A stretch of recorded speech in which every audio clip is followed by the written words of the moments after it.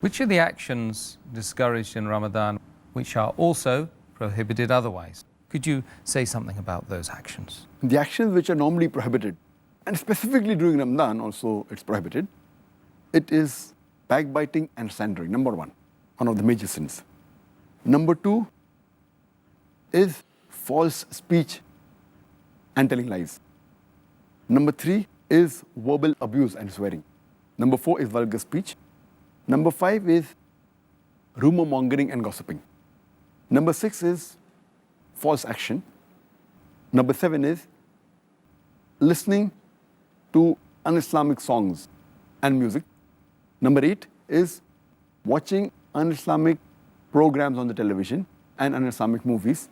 Number nine is reading un-Islamic magazines and reading un-Islamic books. Number 10 is going to un-Islamic websites.